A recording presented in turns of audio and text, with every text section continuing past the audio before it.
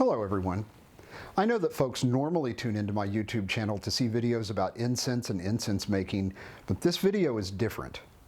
This is my meager tribute to Steve Cash, the genius behind the Sylvester the Talking Cat videos. If you've never seen one of his videos, I highly recommend them, especially if you have a cat in your house. Calvin, my 6-year-old, and I can sit and watch those videos over and over again. It always makes me sad when someone who's touched my life passes away. The person who was, in my opinion, the greatest rock and roll drummer of all time and the man who wrote many of the songs in the soundtrack of my life died a few months ago. Although he and I had never met, I shed some tears when he went. When I found out that Steve had passed away, it felt like one of my best friends was gone. He and I never met, he never knew my name, but in my heart he was a dear friend. I've shed buckets of tears over this lost to our community. I had no idea how much he and his work mattered to me. I haven't told Calvin yet that Steve has passed away, but I'm getting ready to go tell him now. Steve was not only the maker of hilarious videos, he was also a very brave man. In one video, Steve told his 2 million plus viewers about his struggles with mental illness. In our society, even in the 21st century, there are still strong stigmas attached with mental health issues, so Steve speaking out to that large audience really took a lot of courage. Please remember, when someone is ill, even if they have the very best doctors, using state-of-the-art treatments, and are surrounded by people who love them deeply, disease can still win out. No matter how much we love someone, love isn't always enough to save them. This is true whether you're talking about kidney failure or schizophrenia.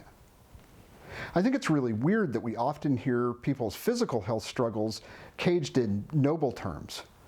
When someone dies from cancer, for example, people tend to talk about that person losing their battle with cancer, and we talk about how bravely they fought.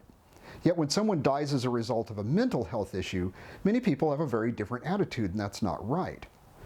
When was the last time you heard that someone lost their battle with bipolar disorder, or someone succumbed to their post-traumatic stress disorder? I hope that everyone will remember that mental health issues are, first and foremost, health issues. I want to send my love out to Steve's close friends and family.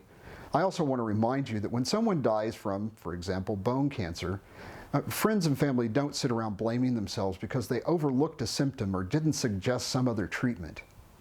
Yet when a mental health issue takes a life, people often tend to blame themselves and feel deep guilt for not preventing the death. That's not right either. Health problems can result in tragic outcomes. That's just how it is. Thank you, Steve, for all of the joy you brought to your viewers. I don't know any more about what waits after death than anyone else does, but in my heart, I know that right now Steve is sitting with Gibson on his lap and a big grin on his face. Rest in peace, Steve. The world is a sadder place without you. Hey, Calvin, buddy, can I talk to you for a minute? Okay. And Steve Cash, the guy who does the Sylvester the Talking Cat videos that we love so much. Yeah. I'm sorry to tell you, but he passed away. What? Shit. I know you're sad. I'm sad too. Fuck. You know, he made millions of people happy, and we're all going to miss him. His close friends and his family are going to miss him a whole lot more than that.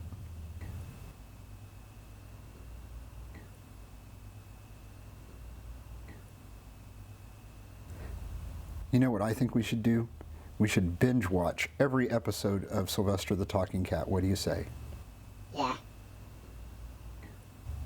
All right, you wait here. I'll go get some popcorn and some catnip. I'll be right back. Okay.